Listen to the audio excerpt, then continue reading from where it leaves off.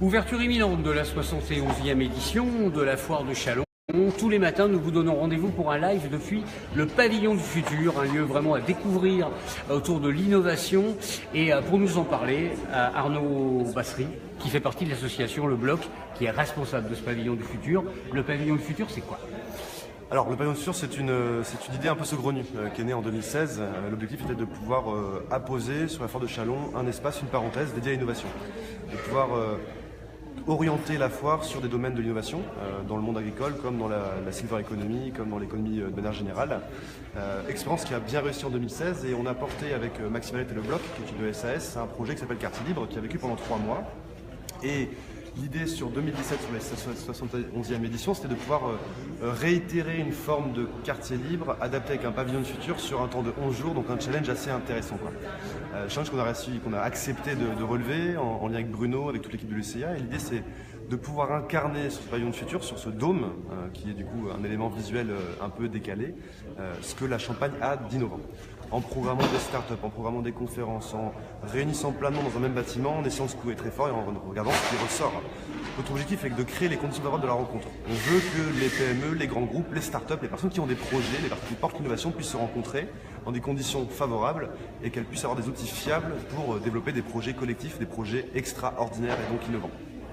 Mais c'est ouvert au grand public, à tout le monde. C'est ouvert à tout le monde. Le Pavillon du Futur est un espace convivial. Il y a un bar à champagne, il y a un espace de coworking, il y a la connexion, il y a plein de choses, des animations qui vont avoir lieu tous les jours de cette foire de Châlons.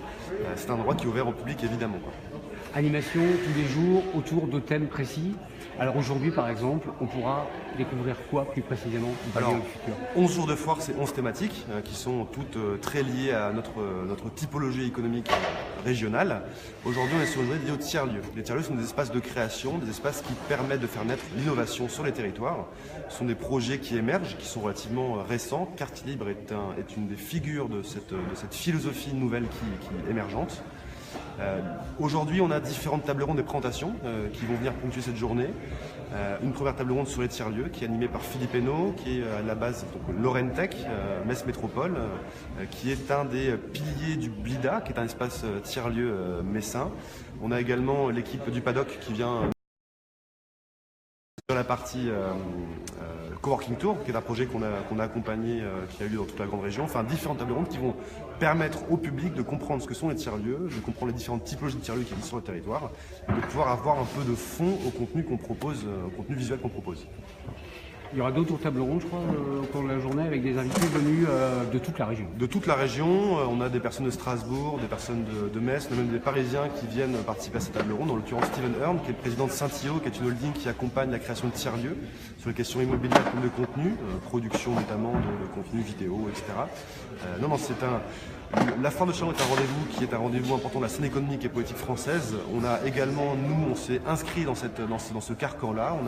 On a fait le choix de pouvoir à la fois valoriser l'existant local, mais de ne surtout pas nous refuser le droit d'aller chercher d'autres compétences sur d'autres territoires, les Hauts-de-France, la région parisienne, le Grand Est jusqu'à Strasbourg. On a même des mecs de Limoges qui étaient là hier soir avec nous, qui ont fait leur robot. Enfin, on s'autorise vraiment, après tout, n'importe quoi, à condition que les projets soient extraordinaires, qu'ils soient innovants, qu'ils soient intéressants et qu'ils soient valorisables. Vous parliez de robots. Je crois qu'il y aura des démonstrations tout au long de la foire avec plusieurs robots. Il y aura même pire, il y aura des chorégraphies qui auront lieu toutes les 2 heures, des chorégraphies de robots. Donc ils vont venir danser, faire des mouvements de hip-hop, faire un peu de breakdance. C'est une façon de pouvoir prouver que la technologie et l'innovation peut être également ludique, que ce ne sont pas que des DSI qui développent des process pour limiter la masse salariale, que l'innovation n'est pas juste issue de geeks, qui est geek des algorithmes. L'innovation elle est également dans le geek, dans le partage, dans l'émerveillement, elle est dans des choses qui sont extrêmement importantes pour qu'on se sente bien.